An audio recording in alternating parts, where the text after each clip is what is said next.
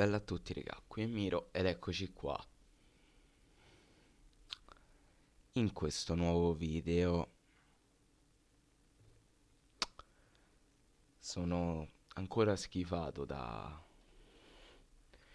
ieri, cioè quello che è successo ha veramente dell'imbarazzante. Solo a parlarne vi giuro che ho la pelle d'oca, perché è quanto di più deplorevole poteva accadere in una partita di calcio. E lo dico poi con enorme dispiacere perché comunque la partita è stata una bella partita, il Cagliari ha giocato una bella partita e non si meritava per nulla il risultato finale, quindi a maggior ragione provo molto molto schifo a vedere cosa è successo, in che minuto è finita la partita, quando è stato dato il rigore, i minuti di recupero del secondo tempo. Io ovviamente non voglio fare un giorno dopo perché lascerebbe il tempo che trova, però voglio parlarvi di alcune cose che secondo me sono molto curiose. Comunque, brevemente, parliamo della questione partita. Allora, tanto mi preparo tutto ciò che serve. Eh, ok. Allora, eccoci qua. Allora, innanzitutto a me dispiace molto non aver vinto questa partita perché ci avrebbe permesso perlomeno di, tra virgolette, falsare un po' quello che sarebbe stato il risultato finale di questo campionato, andando a scavalcare, perlomeno momentaneamente, sia Lecce che Hellas. Saremmo finiti a 39 punti, a quindi il 13° posto. A me sinceramente non mi sarebbe dispiaciuto un po' falsare questo risultato.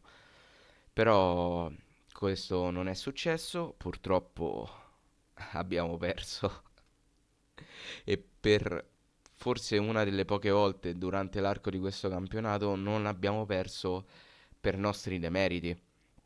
Per carità, sui due gol sicuramente delle colpe ce le abbiamo, però alla lunga diciamo che proprio non è tutta colpa nostra. E quindi chiudiamo questo campionato almeno al 15° posto, forse al 16°, se non addirittura al 17°. Staremo a vedere i risultati di domenica, perché tutte queste partite si giocheranno domenica e dispiace tantissimo, perché a parte che un piazzamento più alto, anche se di poco, ti avrebbe dato comunque dei soldi in più. Ma proprio una questione di cercare di migliorare e mettere la toppa su una situazione che era drastica. Sì, ci siamo salvati, ma se posso racimolare qualche posizione in più in campionato nella classifica, io sinceramente cerco di racimolarla. Purtroppo non è successo. Concludiamo questo campionato con 8 vittorie, 12 pareggi e 18 sconfitte, 42 gol fatti, 68 gol subiti, una differenza di meno 26 e 36 punti totali. Che vi devo dire? Andiamo a dare un'occhiata alla partita di ieri. Eccola qua. Guardate, guardate quanto è bella. No, così è troppo grosso. Oh, questo individuo. Mamma mia, mamma mia. Io veramente non ho parole, credetemi. Cioè, pure ieri, mentre stavo facendo il video, dico, cazzo, ma ha dato 5 minuti di recupero, ma possibile che stanno ancora a giocare? Possibilissimo. Allora, il gol è stato fatto all'89°, se non mi sbaglio, anche un 30 secondi prima, comunque non era ancora scoccato il 90°. Mi sembra strano. Mi sembra molto strano.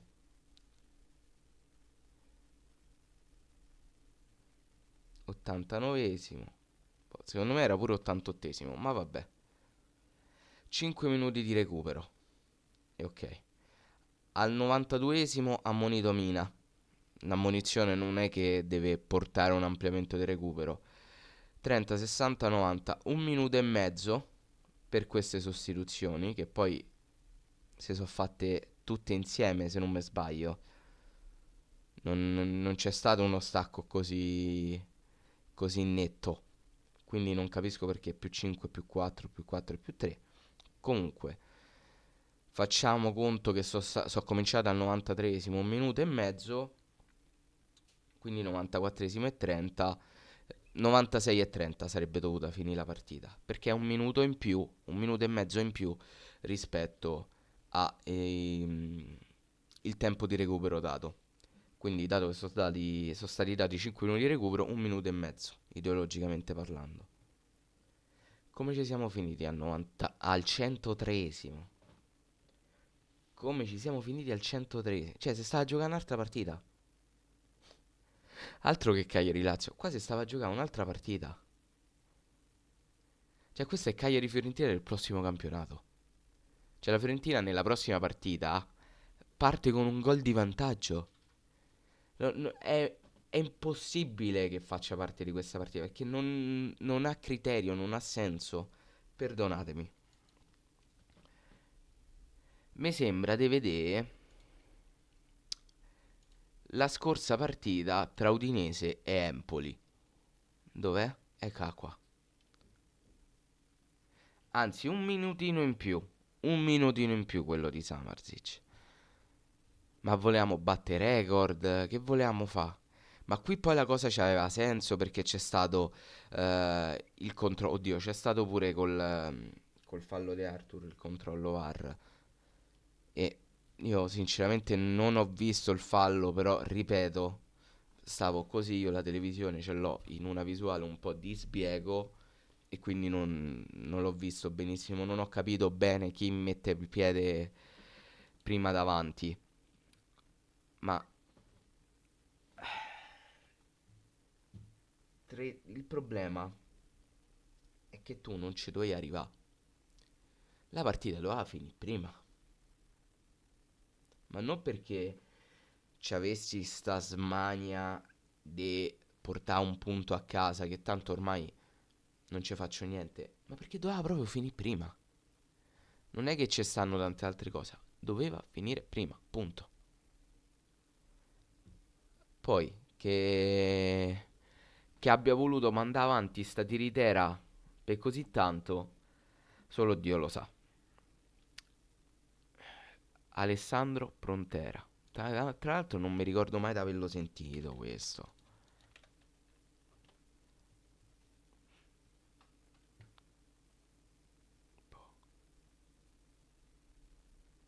Mai sentito. Della sezione di Bologna, originario del Leccese. Fa il dentista. Io gliel'avrei fatti saltare volentieri i denti, sinceramente. Addirittura ha fatto il varista nel campionato cipriota. Cioè, roba importante, eh. Mortacci tua. Non ci posso pensare. Sapete che io quasi mai me la prendo con gli arbitri, ma oggi è veramente impensabile non farlo. Oggi è veramente impensabile non farlo. Poi, una delle cose, se non la cosa più importante che è successa, mi metto un attimo così a schermo intero, è stata una cosa che io personalmente non mi sarei mai aspettato e lo dico con tutta la sincerità del mondo, perché l'ho sempre trovata una cosa che boh, non pensavo potesse mai accadere. E invece, fortunatamente, mi viene da dire, sta cominciando ad accadere qualcosa, si sta muovendo. Perché ieri non ho ben capito in quale momento, in quale minuto, se prima della partita, la vedo difficile, se dopo la partita è comparso uno striscione. Quale striscione? Questo è lo striscione.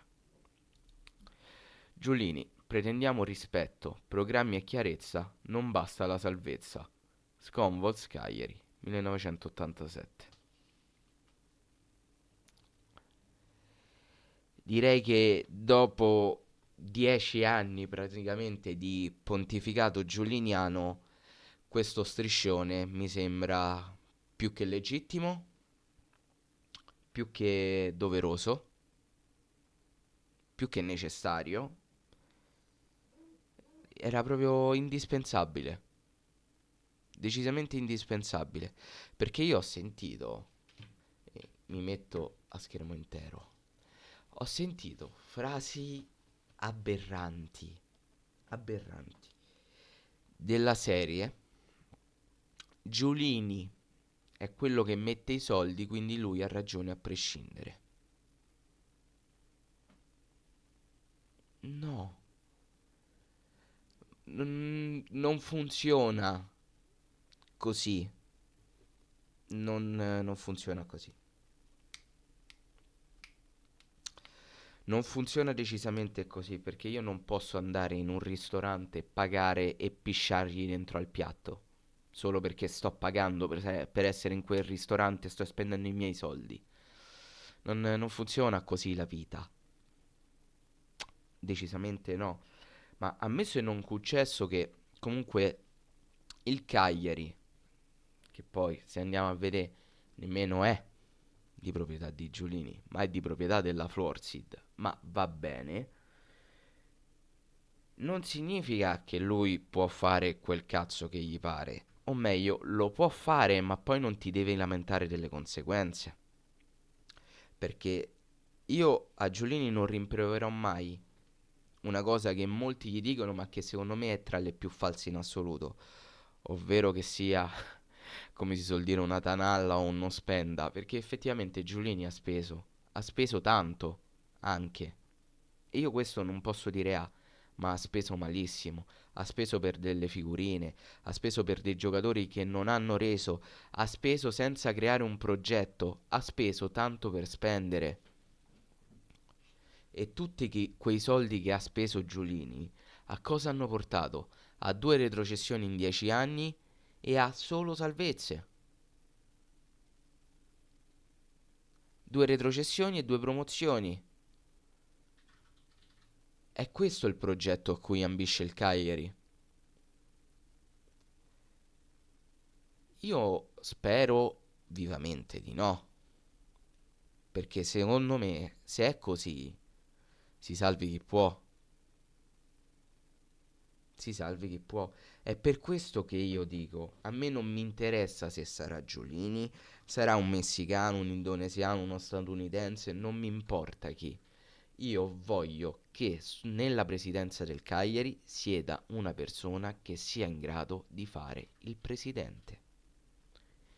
Questa è l'unica cosa che chiedo. Che poi si scoprirà Giulini essere un grande presidente? Ma io me lo auguro. Sono il primo a augurarselo. Ma la vedo molto difficile visto i 10 anni di trascorsi. La vedo molto difficile. Ma tanto tanto. Perché se poi andiamo a vedere quelle piccole cosucce che sono successe nell'arco di questi 10 anni al Cagliari, tipo bonus promessi a giocatori mai dati, però tu nel contratto gliel'hai messi.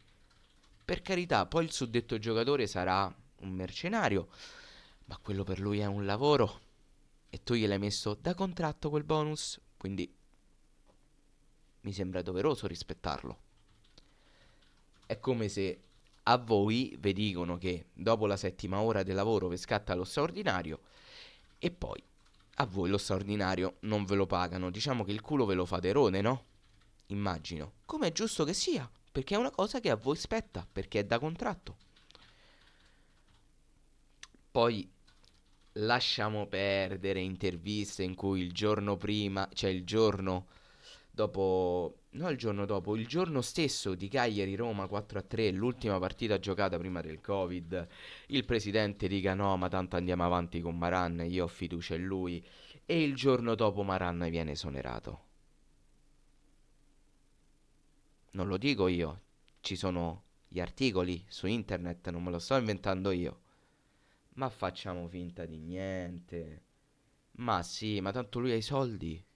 Lui spende per il Cagliari. Se non ci fosse stato lui saremmo falliti. A parte chi cazzo lo dice. Io vi ricordo che con i se e con i ma la storia non si fa. Magari sarebbe arrivato un altro acquirente o magari no, non lo sapremo mai. Quindi non scateniamo queste teorie così. Tanto per. Perché fanno anche un po' ridere. Poi che altra. Vabbè, la Champions, l'Europa. Entro il centenario porteremo il Cagliari in Europa. Mm. A giocare amichevoli con Strasburgo, col Brest, col Friburgo. Quella è Europa. Perché solo quella potremmo fare. Ma dai, ma dai, ma dai. Però Giulini ha ragione, eh. Alzo le mani, Giulini ha ragione. Fa molto ridere questa cosa. Perché poi, davanti alle evidenze, la risposta standard del giulianiano per antonomasia è: vabbè, allora fallo te il presidente. Ma magari, ma magari, magari, compralo te il Cagliari. Che belle argomentazioni, che belle argomentazioni. Io provo enorme piacere per il fatto che si stiano incominciando ad aprire un po' gli occhi. Perché. Ah, ecco, in questo caso c'entra Giulini quanto. Chi era? Capozucca. Capozucca che ha fatto una cazzata immane. L'anno in cui siamo retrocessi, sto parlando un vero della 2020-2021, Capozucca se ne uscì dicendo che Agostini non è stata una scelta di ripiego, ma l'uomo su cui effettivamente puntavano. Questo perché avevano esonerato, che cazzo era? Mazzarri? A 3-4 giornate dalla fine. E a 3-4 giornate dalla fine, con un piede e mezzo in Serie B, è chiaro che non ti ci viene nessuno. Quindi la prima presa per il culo. La seconda, dopo che il Cagliari ovviamente retrocede, Agostini viene esonerato. E vabbè. Ma da chi? Da chi potrebbe essere esonerato? Da Conti. Cioè, Agostini che viene esonerato da Conti. Due che avranno fatto 300-400 partite insieme nel Cagliari. Uno esonera l'altro. Cioè, praticamente il capitano esonera il vice capitano del Cagliari. E poi, magicamente, anche Conti va via dal Cagliari.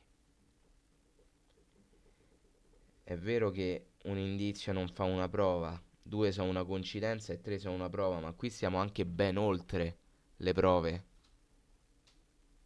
Qui siamo già in Cassazione, eh. Qua c'è già il processo.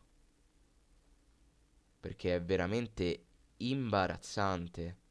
È per quello che io credo che quest'anno, lo spero, però forse già con questo striscione incomincio di più a crederci.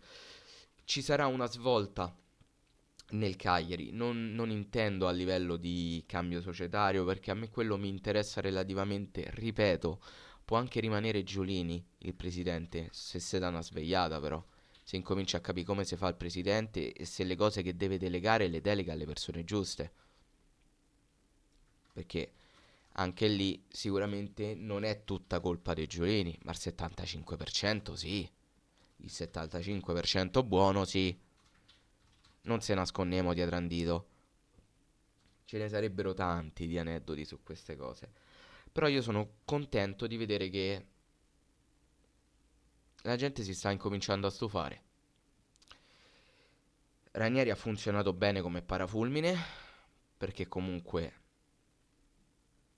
ha funzionato bene. È stato il catalizzatore delle critiche che dovevano andare da un'altra parte, invece se le ha prese tutte lui senza fiatare poi, se le ha prese tutte lui, però sarà difficile mantenere questa cosa, perché se tu prendi un allenatore che catalizzerà queste cose, diciamo che non funzionerà più, perché secondo me è anche palese come da 10 anni a questa parte il problema del Cagliari non sia l'allenatore, ma quanto chi sta sulla sedia del presidente. Però staremo a vedere, staremo a vedere. Sono molto curioso di vedere cosa accadrà. E niente ragazzi, detto questo il video finisce qui, fatemi sapere poi qua sotto nei commenti cosa ne pensate e detto questo noi ci becchiamo in un prossimo video. Bella.